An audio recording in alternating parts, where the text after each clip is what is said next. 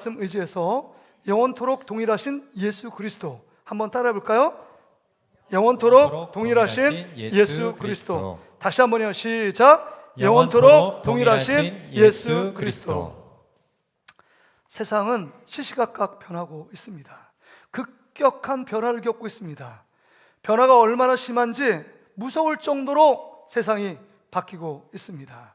우리나라가 AI 강국에 접어들었지 않습니까? 그래서 세계 나라들이 이 우리나라를 선망의 국가로 지금 인정하고 그 다음 본받고 따르기 위해서 AI 기술을 접목시키기 위해서 여러분 외교를 펼치고 있는 상황 가운데 있는 것 아니겠습니까? 그래서 하루가 멀다 하고 변화하고 있습니다. 하루 안에도 정말 새로운 신종 괴물이 들어와서 우리를 얼마나 두렵게 하고 낯설게 하는지 모릅니다. 예전에는요, 우리가 빨래를 할 때 여기 우리 옆에 무슨 운물이 있었다며요. 운물에 다 나와서 여자분들이 빨래 방망이를 막 패면서 여러분 빨래를 하지 않았습니까? 패다가 남편 열받고 자녀 열받으면 그거 생각하면서 막 패고 막 그러잖아요. 안 그랬나요? 역시 별로 웃지도 않습니다. 근데 저렇게 더운 날에 너무 힘들고 그 다음에 추운 날에 너무 힘들고 그 다음에 뭐 시냇가 강가 그거 뭐 얼음 깨가지고 또 빨래하니까 얼마나 힘듭니까?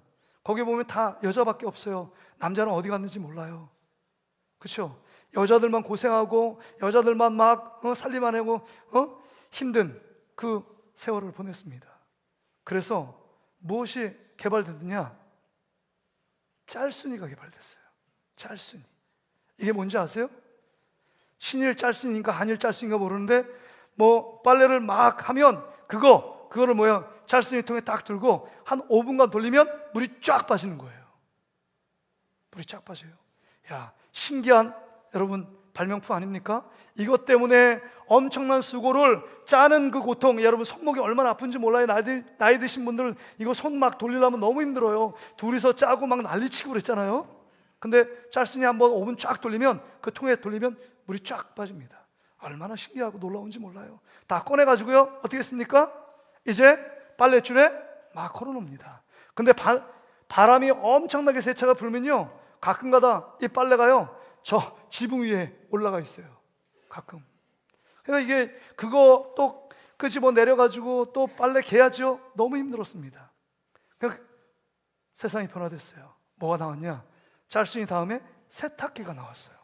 세탁기. 요즘 뭐 통돌이도 있지만 드럼 세탁기도 있는 거 아닙니까? 빨래를 딱 넣고 세제 좀 집어넣으면 몇 분, 1시간 정도면 빨래가 됩니다. 그리고 빨래가 다 탈수가 돼서 물이 쫙 빠집니다. 그런데도 이거 건져가지고 또 빨랫줄에 넣는 거 쉽지 않습니다. 그래서 뭐가 개발됐죠? 건조기가요. 예전에는 빨래 걸고 한나절 지나고 하루 이틀 지나야 물이 쫙 빠져가지고 옷을 입을 수 있고 했는데 지금은 한 2시간, 3시간 건조기에 딱 돌리면 딱 털어가지고 그냥 옷을 입어도 새 옷처럼 쫙 펴집니다. 얼마나 현대 기술이 발달했는지 모릅니다. 세상이 이렇게 변화되고 있습니다. 그래서 여자분들이 점점 더 편리하대요. 이 땅 가운데 더 살고 싶대요. 더 오래 살고 싶대요. 천국은 필요 없고 이 나라가 정말 하루하루 더 사는 게 천국 같아요. 그렇습니까?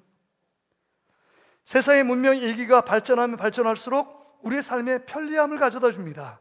이 모든 수고 애쓰는 그 시간 동안에 다른 것을 여유롭게 다른 것을 할 수 있는 여유로움이 우리 안에 생겼습니다. 근데 여러분, 문명이 이렇게 점점 더 변화하고 발전하는 것이 우리에게 장점이 되고 우리에게 편리하고 우리에게 이익도 되지만 이 문명의 얘기가 너무 많이 발달해서 그것을 대하기가 너무 낯설고 불편하고 어쩔 때는 기분이 상할 때가 있습니다. 제가 그 중앙마트 1층에 있는 롯데리아를 간 적이 있거든요. 우리 딸내미를 기다리다가 롯데리아에서 우리 딸내미 새우버거를 하나 사줄까 그렇게 생각하다 딱 들어갔는데 갑자기 제가 기분이 좀 언짢아졌습니다.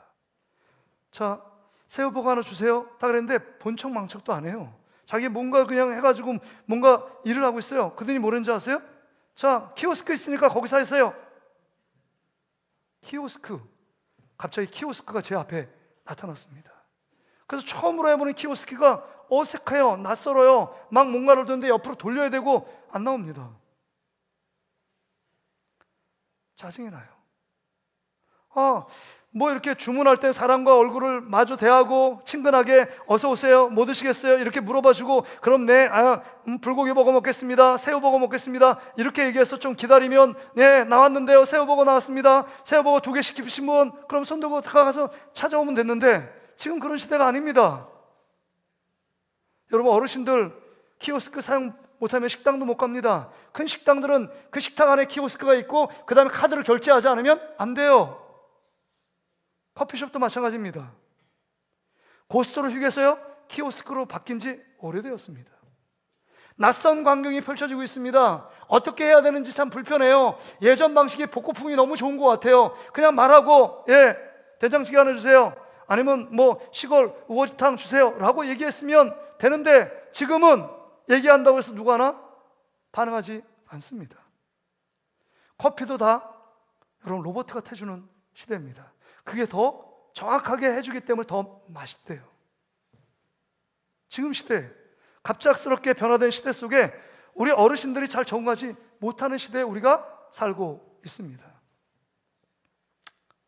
우리 젊은이들은요, 스타벅스 가서 먼저 주문판을 봅니까? 아니면 자리를 찾습니까?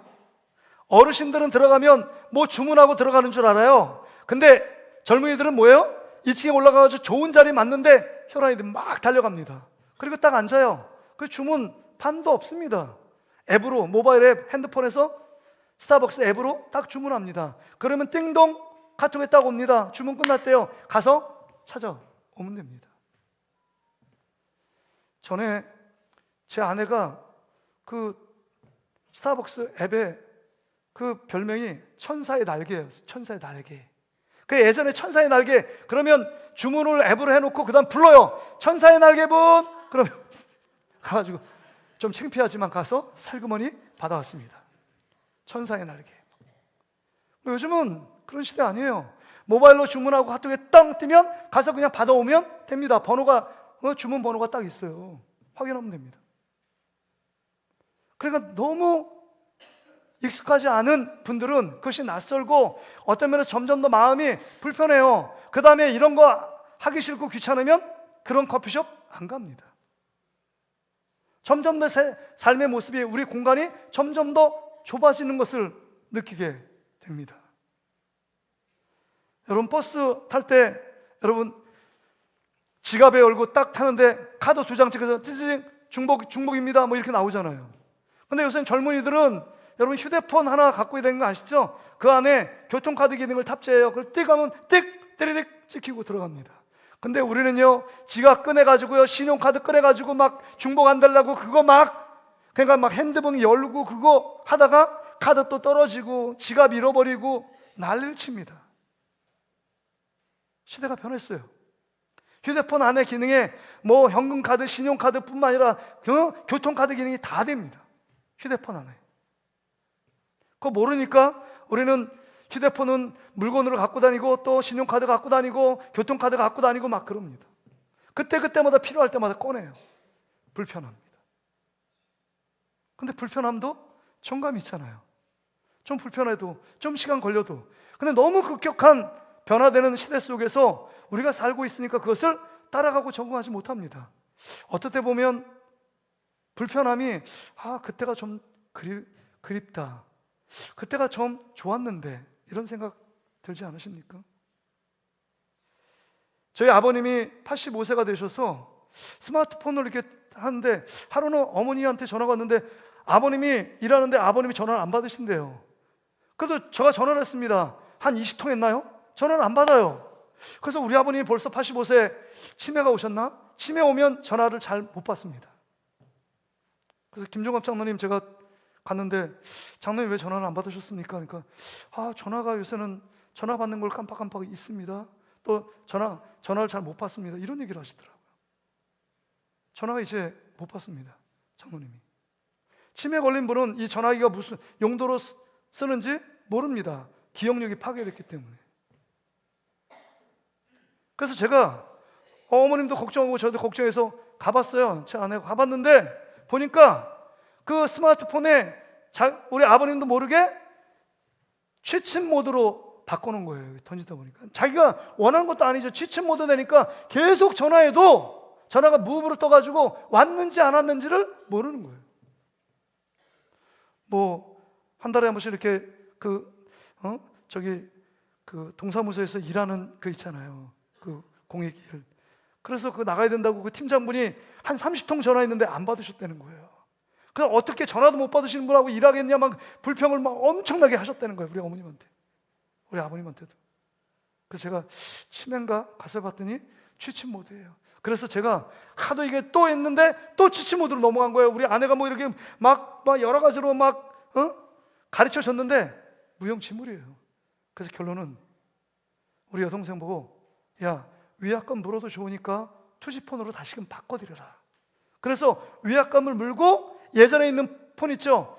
전화 오면 받고 하는 거 있잖아요. 폴더폰 이렇게. 그거 바꿔드리니까 너무 잘 받으시는 거예요. 문명이 너무 발달해서 지금 그 문명 앞에 갇혀 있어요, 우리 아버님이. 그래서 예전에 투지폰을 가지니까 제가 전화해도 전화 잘 받으시더라고요. 야, 역시 옛날이 좋아. 지금 시대에 우리가 살고 있습니다. 젊은이들은 그 문명의 이기를 이용해서 너무 생활이 편리하고 정말 그냥 휴대폰 갖고 뭐 배달하죠. 그 다음 은행 업무 보죠. 은행 창구에 가서 기다리시는 분들은 노인분들밖에 없어요. 저도 통장 만들어 저기 국민은행 갔더니 기다리시는 분은 어르신들밖에 없더라고요. 젊은이들은 다 이거 휴대폰으로 다 알아서 하고 있습니다. 근데 여러분, 이것이 어떤 AI 기술, 과학 기술이 발달해서만이 문제가 아닙니다. 우리가 이런 생각을 하면서 급격하게 변화되는 상황 가운데 나만 도태되는 것 아닌가? 나만 뒤처지는 것 아닌가? 그 다음에 나의 인생, 나의 건강, 그 다음 나의 경제, 그 다음 나의 가정, 나의 삶 속에 정말 엄청난 변화 때문에 나에게 찾아오는 불이익은 없는가?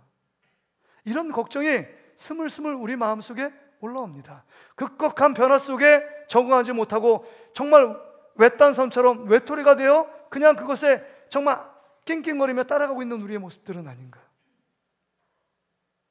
그러면서 우리 안에 갈증이 있어요. 아, 변하지 않는 것 있으면 좋겠다. 그 변하지 않는 것 내가 붙들고 그 마음 푹 놓고 그것만 붙들면 살아가면 얼마나 좋을까? 근데 오늘 본문에 이 말씀을 하고 있는 것입니다. 우리 안에 이 변화된 세상 가운데 정말 도태되지 않고 그것 때문에 마음 외롭지 않고 그것 때문에 마음 불편하지 않는 하나님이 우리에게 그 마음을 아시고 따뜻하게 위로의 말씀을 하고 계시다는 겁니다. 오늘 8절에 보면 예수 그리스도는 어제나 오늘이나 영원토록 동일하시다고 말씀하고 있습니다. 할렐루야. 그렇습니다. 예수님만이 변하지 않는다는 겁니다. 예수님만이 변하지 않는데요. 얼마나 감사합니까? 다른 모든 것, 우리의 환경, 우리의 상황, 우리의 의사소통, 우리의 마음, 우리의 경제, 환율 모든 것 다 변해도 예수님은 변하지 않는다고 우리에게 말씀하고 있는 것입니다. 오늘 이 말씀 속에 변하지 않는 진리 세 가지를 붙드는 여러분 되시기를 주의 이름으로 축복합니다. 첫째는요, 오늘 본문 6절에 보니까 이렇게 말씀합니다. 그러므로 우리가 담대히 말하되 주는 나를 돕는 이시니 내가 무서워하지 아니하겠노라. 사람이 내게 어찌하리요. 여러분, 주는 나를 돕는 분이시다라고 분명히 말씀하고 있습니다. 세상은 변해도 하나님이 여전히 우리를 도우시는 분이라는 것입니다. 세상은 변합니다. 날로 변화되고 있어요. 그러나 변하지 않는 진리는 하나님이 우리를 돕고 계시다는 겁니다. 할렐루야. 여러분, 여기 돕는다 이 헬라어 보에토스라는 단어는요, 여러분 이런 의미예요. 자, 한번 따라해 볼까요? 곁에 와서 도우시는 이. 곁에 와서 도우시는 이. 이 돕는 이란 뜻이 곁에 와서 우리 가운데 옆에 와서 우리를 돕는 분이시래요. 그래서 히브리서 13장 5절에 우리가 전에 보았던 것처럼 내가 결코 너희를 버리지 아니하고 너희를 떠나지 아니하리라, 이 말씀처럼 내가 너를 결코 이 세상 가운데 외롭게 혼자 내버려 두지 않고 버리지 않고 너 곁에 옆에서 내가 너를 돕겠다라고 말씀하시는 분이 우리 하나님 아버지십니다. 급격하게 변화되고 AI 시대를 살아가면서 어떻게 우리가 살아가야 될까? 제가 대학 때 가장 선호하는 과는 여러분 공대나 아니면 과학자, 기술자 이런 부분에 제일 인기가 있었습니다. 그때 당시에는 대학 졸업하고 공무원 되는 것도 별로 인기가 없었어요. 근데 여러분 지금 세상이 변화돼서 어떻게 된지 아십니까? 여러분 못 먹어도 의대 가야 된대요. 의대가 최고의 과, 의대 약대 이게 최고의 과가 됐습니다. 근데 여러분 앞으로 미래에 의사도 사라질 직종이라는 것 아십니까? 가장 먼저 없어질 게 은행이 없어진대요. 아까도 얘기했지만 모바일로 다 하니까요. 은행원이 없어지고 점차로 없어집니다. 그리고 특별히 대면에서 할 수 있는 외에는 다 의사들이 이제 AI 시대 한 10년, 20년 후에는 없어질 종목이라고 말합니다. 그냥 청지기처럼 손 딱 꽂으면요, 우리가 무엇이 아픈지 쭈르륵 모니터에 나옵니다. 의사가 안 해도 돼요. 그리고 처방전이 나와서 약 받아서 먹으면 됩니다. 의사 없어도 돼요. 특별히 수술하는 거 외에는 이제 수술도 아마 여러분 로봇가 할 겁니다. 그럼 이렇게 변화되는 시대 속에서 살고 있는 우리들이 모든 것이 흔들리고 모든 것이 요동치고 모든 것이 변하고 있는 이 시대 속에서 우리 마음이 불편하고 힘들고 어렵지만 주님이 뭐라고 말씀하십니까? 여러분, 주는 나를 돕는 이시니 내가 무서워하지 않겠다라고 말씀하고 있는 것입니다. 왜요? 하나님이 우리를 돕고 계시기 때문입니다. 여러분, 이 돕고 계시다는 구체적인 표현이 여기 관주에 보니까 리을로 써 있죠. 주는 나를 돕는 이시다. 이 리을은 뭐냐? 여러분 시편 118편 6절에 이렇게 기록하고 있습니다. 한마디로 와서 나를 돕는다. 여러분, 여호와는 내 편이시라. 한번 읽어볼까요? 시작. 여호와는 내 편이시라. 내가 두려워하지 아니하리니 사람이 내게 어찌할까? 이 시편 118편 6절을 지금 인용해서 히브리 기자가 여기 쓰고 있는 거 아닙니까?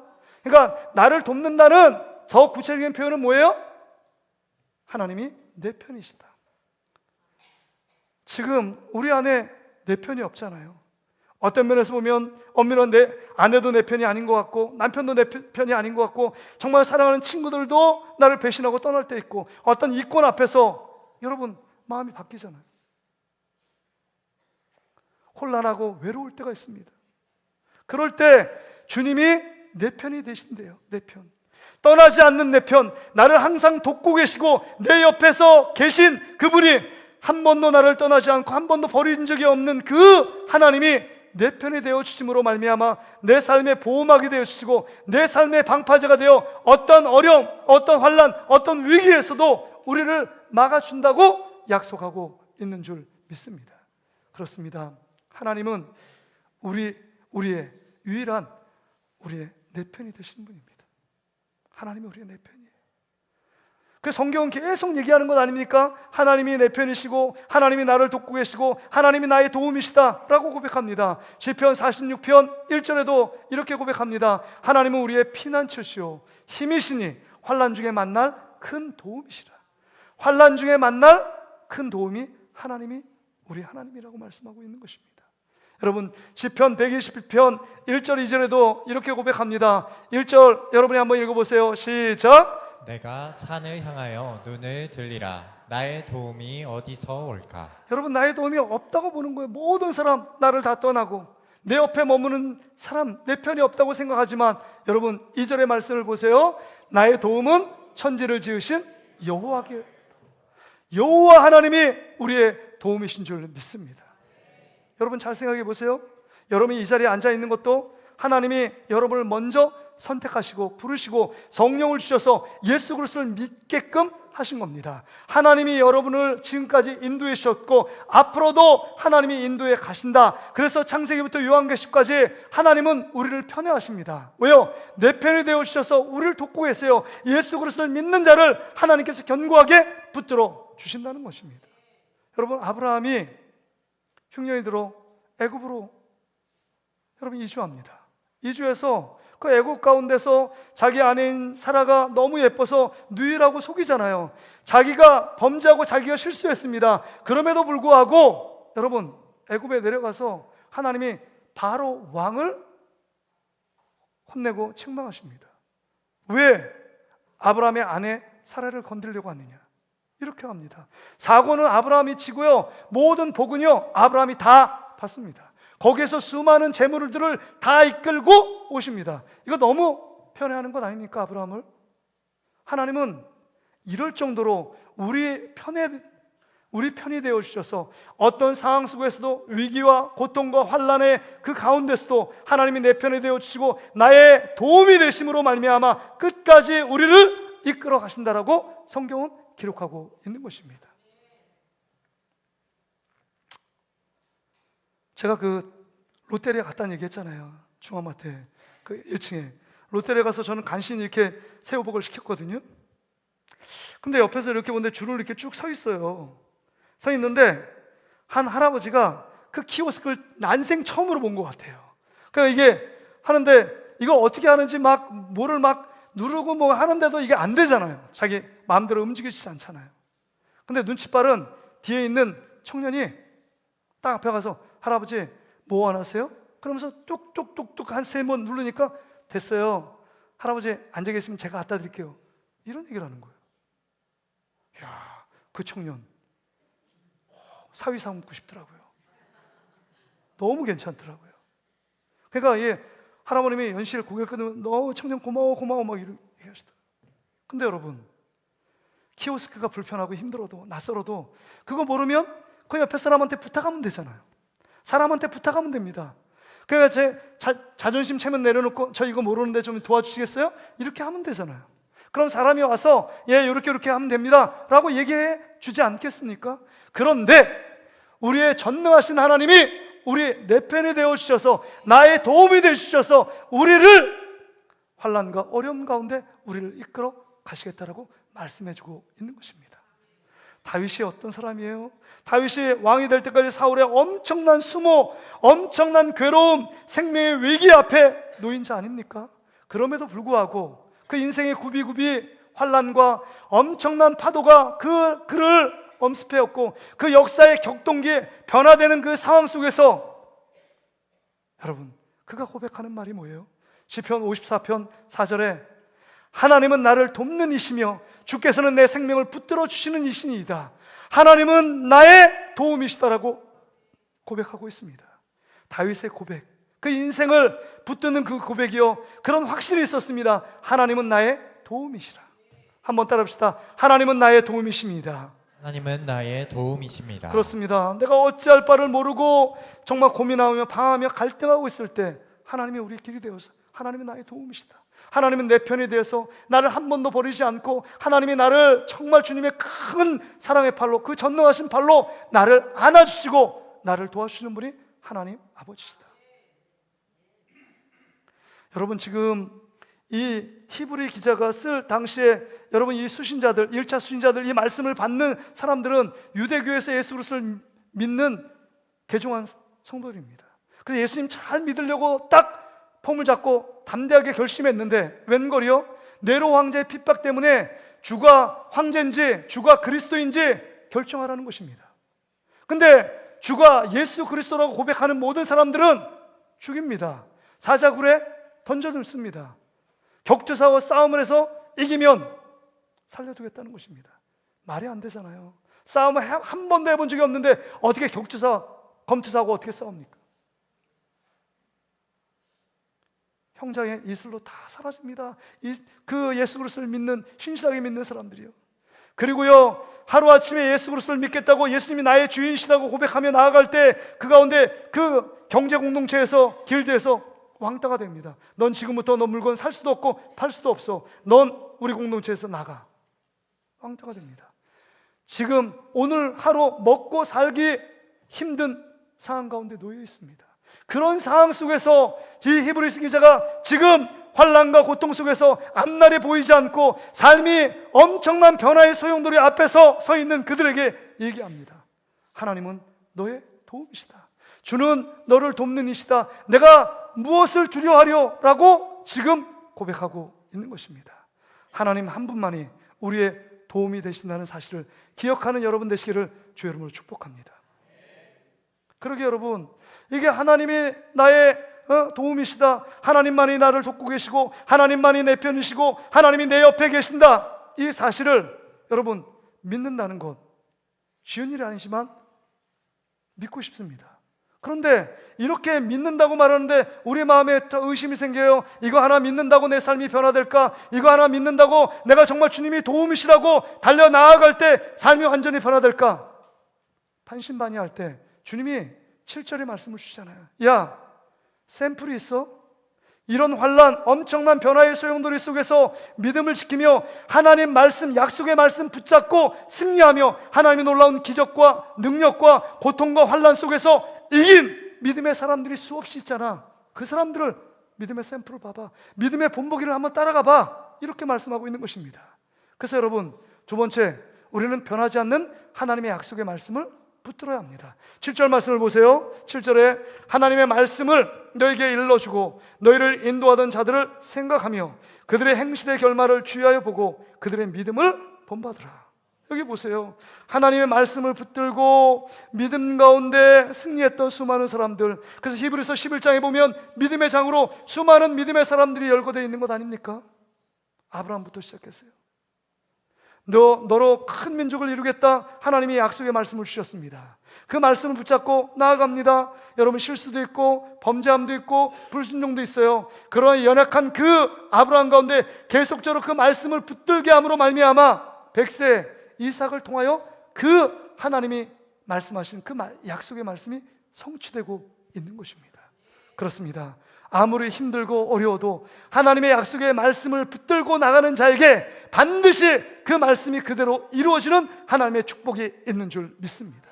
그렇다면 여러분, 오늘 우리가 붙들어야 될 하나님 말씀은 뭘까요? 여러분, 13장 5절에 보면 내가 결코 너희를 버리지 아니하고 너희를 떠나지 아니하리라, 이 말씀을 붙드세요. 또 어떤 분은요, 이 말씀이요, 오늘 6절에 주는 나를 돕는 이시니 내가 무서워하지 아니하겠노라, 이 말씀을 마음에 새기는 여러분 되시기를 주의 이름으로 축복합니다. 하나님이 내 편이시대요. 아무리 위기가 찾아오고 내 삶이 도저히 내 능력과 힘과 지혜로 할 수 없는 상황 가운데 직면해 있을지라도 주님이 내 편이 되시고 주님이, 부활의 주님이 나와 함께 계셔서 나를 돕고 계신다면 내가 무엇을 걱정하고 무엇을 두려워하겠습니까? 그러기에 여러분, 하나님의 약속의 말씀을 붙드는 자 안에 하나님의 놀라운 역사가 있었다고 하는 것입니다. 요셉은, 꿈쟁이 요셉은요, 꿈을 통해서 하나님 말씀하신 것 아닙니까? 그래서 그 꿈을 이루기 위해 그 꿈을 마음에 새기고 품고 그 하나님의 말씀 메시지를 마음에 품고 환난이 오고 정말 노예로 팔려가고, 그 다음에 갑자기 하루아침에 종살이라고, 그 다음에 종살이 하는 가운데 또 옥에 갇히고 점점 더 미궁에 빠지고 점점 더 변화무쌍한 그 세상을 살아갈 때 하나님께 원망하고 불평한 것이 아니라 그 가운데 하나님의 약속, 하나님의 메시지를 부여잡고 나아갈 때 13년 후에 정말 애굽의 총리 대신이 되어 이스라엘 민족 70명을 정말 그들을 보호하고 지킴으로 말미암아 민족 250만에 넘는 수많은 민족이 형성되는 토대를 마련한 인물이 요셉이라는 사람입니다. 그렇습니다. 여러분, 지금도 우리에게 지금 믿음의 샘플들이 많잖아요. 믿음의 선친들, 믿음의 선배들이 쫙 나열되어 있습니다. 아브라함부터 시작해가지고 지금 사도 바울까지, 베드로 사도 바울까지 믿음의 사람들이 그 환난과 역동의 변화기를 겪을 때 그들을 지킨 버팀목이 무엇나, 그의 삶의 기준이 무엇이었나? 하나님의 말씀이었다는 것입니다. 말씀을 부여잡고 믿음 가운데 나아갈 때 그 말씀이 이루어지고 성취되는 놀라운 그 증거들을 그 눈으로 목도하게 된 인물들이라는 것입니다. 그러기에 오늘 얘기합니다. 하나님의 말씀을 너에게 일러주고 너희를 인도하던 자를 생각하라. 이 영어 성경에 보면, NIV 보면 Remember you are leaders, 너의 리더, 너를 말씀을 가르치고 너에게 말씀을 훈계한 그 모든 사람들을 Remember, 기억해보라 라고 말씀합니다. 여러분, 수많은 증거들이 우리 말씀 앞에 또한 믿음의 사람들이 있어요. 그 사람들이 견뎌낸 것은 하나님의 말씀을 믿고 그 믿음으로 견딜 때 그 삶의 어려운 우여곡절을 이기게끔 하신 겁니다. 그러기에 여러분, 하나님의 말씀, 변하지 않는 하나님의 말씀이 우리의 삶의 기준이 되기를 주의 이름으로 축복합니다. 하나님 말씀이 우리 삶의 기준이에요. 한번 띄워줘 보세요. 여러분, 이 변화무쌍한 세상 가운데 모든 것이 바뀌는 가운데서도 변하지 않는 기준, 하나님의 말씀입니다. 그래서 이사야 40장 8절에 이렇게 기록하고 있는 것 아니에요? 같이 한번 읽어볼까요? 시작. 풀은 마르고 꽃은 시드나 우리 하나님의 말씀은 영원히 서리라 하라. 풀은 마르고 꽃은 시드네. 우리 하나님의 말씀은 영원히 서리라. 여러분, 앞에 이게 장식된 멋지게 우리 권사님이 장식해 주는데, 이게 여러분, 풀은 마르고 꽃은 조금 있다 시듭니다. 그래서 조화를 갖다 놓은 거예요. 시들지 않습니다. 우리를 시들지 않게 만드시고 우리에게 다시금 힘을 주시는 하나님의 말씀이 우리 마음에 있느냐 없느냐가 성패를 가릅니다. 그러게 여러분, 변화된 세상 가운데 그 변화를 못 따라가서 종전걸음하며 그 변화 가운데 내가 어떻게 도태될까 그걸 염려하며 근심할 걱정할 그 문제가 더 큰 문제가 아닙니다. 우리에게 더 큰 결정적인 문제는 내가 그 변화된 세상을 이끌 수 있는, 그 변화된 세상을 이길 수 있는 하나님 말씀이 내 마음에 심겨져 있느냐 하는 것입니다. 여러분, 하나님의 말씀을 여러분의 마음에 심는 여러분 되시기를 주의 이름으로 축복합니다. 그래서 요한복음 15장에 보면 포도나무의 비유가 있잖아요. 그 비유 가운데 핵심이 이것입니다. 자, 내 말이 너희 안에 거하고 너희가 내 안에 거하면, 그러니까 너희 안에 하나님 말씀이 거하면 무엇인지 원하는 대로 구하라. 그리하면 이루리라. 이렇게 말씀하고 있는 것입니다. 하나님 말씀이 우리 안에 심겨지면 그 말씀이 우리를 이끌어가 이 환난의 시대, 변화무쌍한 시대 속에 정말 안전한 포구처럼, 안전한 항구처럼 우리 가운데 주님이 주시는 평안을 약속해 주고 계시다는 겁니다. 다시금 우리 마음속에 하나님 말씀을 새기는 여러분 되시기를 주의 이름으로 축복합니다. 마지막으로요, 오늘 8절에 보니까 8절에 세상의 변화 속에서도 예수 그리스도는 영원토록 동일하시다는 겁니다. 세상의 변화 속에서도 예수 그리스도 한 분만은 변하지 않는다는 것입니다. 여러분, 여기 본문에 보면 과거, 현재, 미래가 다 들어가 있잖아요. 예수 그리스도는 어제나 과거, 오늘, 현재 영원토록 동일하시다, 미래를 얘기하는 거잖아요. 예수님의 사역을 한번 생각해 보세요. 어제의 예수님은 우리 땅 가운데 말구에 오셔서 지치고 낙심되고 병든 자들, 죽은 자들을 살리시고 병든 자를 치유하러 이 땅에 오셨습니다. 또한 우리를 구원하기 위해서 십자가에서 살을 찢고 피를 흘려주시고 우리에게 영원한 생명을 주기 위해서 보좌 우편에 앉으시고 부활하셨습니다. 어제의 일들은 예수님이 하신 일들이에요. 오늘의 예수님은 어떤 일을 하십니까? 우리와 함께 동행하시고 내 편이 되어주시고 나를 떠나지 않으시고 나를 지키시고 나를 보호하시는 분이 우리 예수님이십니다.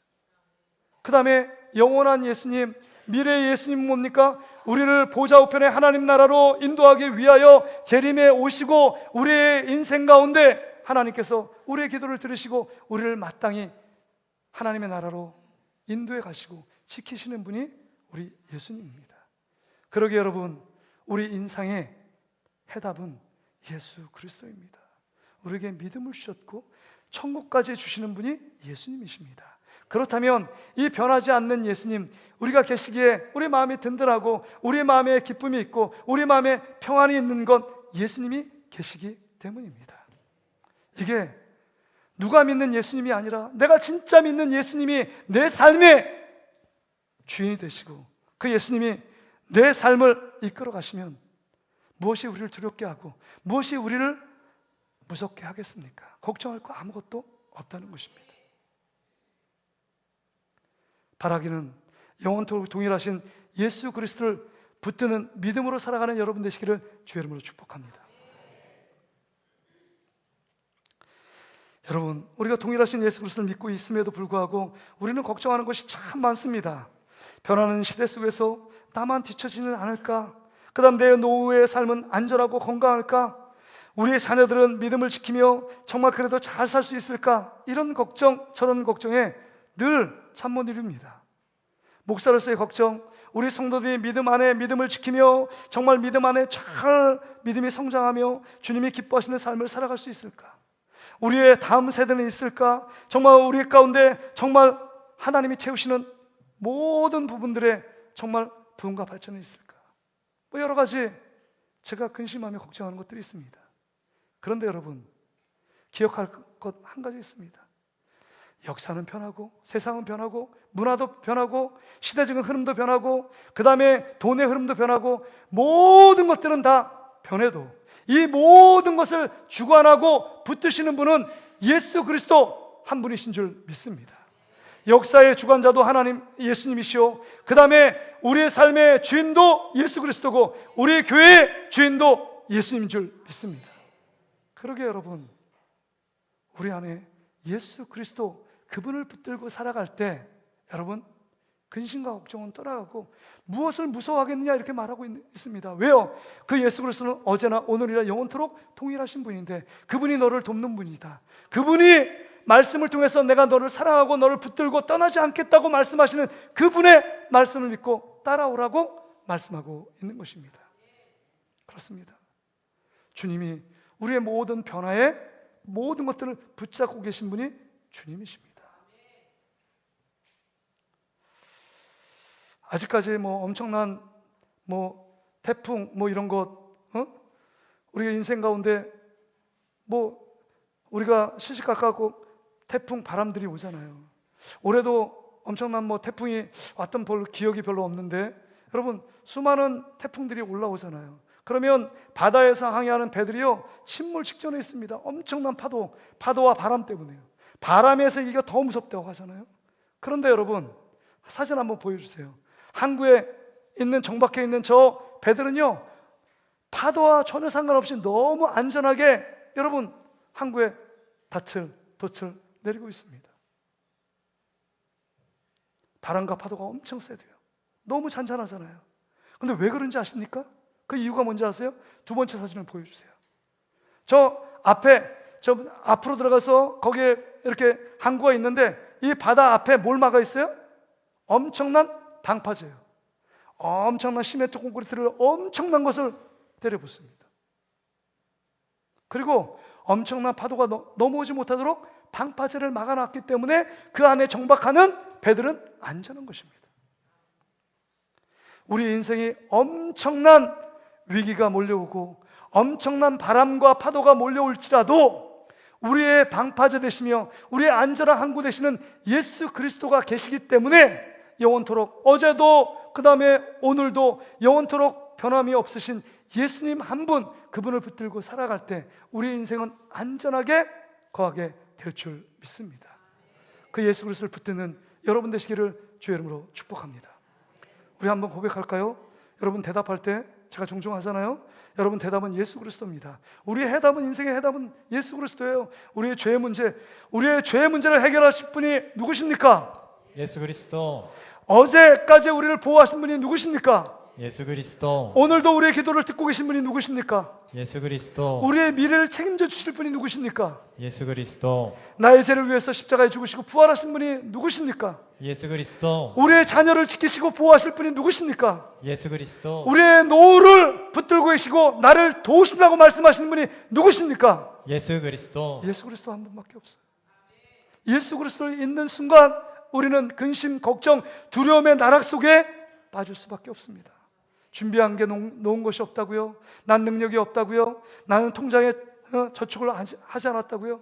이것보다 더 중요한 것은 우리 안에 믿음을 저축하는 것입니다. 하나님이 나와 함께 하시고 하나님이 나를 돕고 계시고 하나님이 나를 보호하신다고 말씀하시는데 어떤 것을 의지하고 있습니까? 한순간에 건강도 무너집니다. 그 많던 재산도 한순간에 날아가 하나님이 훅 부시면 아무것도 아닙니다. 그래서 여러분, 한순간에 다 날아가니까 노세 젊어서 노세, 하루라도 더 늙어지기 전에 잘 놀길 원하십니까? 여러분 건강 주셨을 때 그 건강을 갖고 하나님께 더 충성하는 여러분 되시기를 주의 이름으로 축복합니다. 믿음이 성숙해서 하나님 앞에 더 봉사하고 싶어도 나이가 들고 움직이지 못해서 하나님 앞에 안타까운 마음만 기도하며 드리는 분도 있습니다. 여러분 힘 있을 때, 건강이 있을 때, 잘 나갈 때 더욱더 주님 앞에 온전한 것으로 드리는 여러분 되시기를 주의 이름으로 축복합니다. 말씀을 정리합니다. 세상도 변하고 문화도 변하고 사람도 변하고 기술도 다 변화하고 있습니다. 그 변화하는 세상 속에 여러분은 무엇을 붙들고 안전하게 가고 있습니까? 사람은 본능적으로 안전을 추구하는 욕구가 있습니다. 안전하지 않으면 불안합니다. 그러기에 뭔가를 쟁여놓고 뭔가를 붙들지 않으면 살 수 없는 게 우리 인간입니다. 여러분이 뭔가 하루하루를 살아가고 있는데 뭔가 여러분들이 지금 붙잡고 있는 것, 그것이 안전하다고 생각하고 있기 때문에 사는 것입니다. 이 교회가 무너지지 않을 거라는 안전한 생각하고 있기 때문에 여러분이 가만히 있는 겁니다. 만약에 여기서 뭔가 흔들흔들 떨어지고 있다면 저게 언제 떨어지지? 내 옆에 떨어지면 안 되는데 아마 불안한 마음에 여러분이 제대로 앉아 있을 수도 없을 겁니다. 우리는 뭔가 궁극적으로 믿는 것이 있습니다. 그 믿는 것이 무엇이냐 하는 것입니다. 여러분을 두렵게 만들고 여러분을 무섭게 만들고 걱정, 근심, 불안, 초조하게 만드는 것이 무엇이 있습니까? 오늘 말씀합니다. 주는 나를 돕는 이시니 내가 무엇을 무서워하리요? 왜요?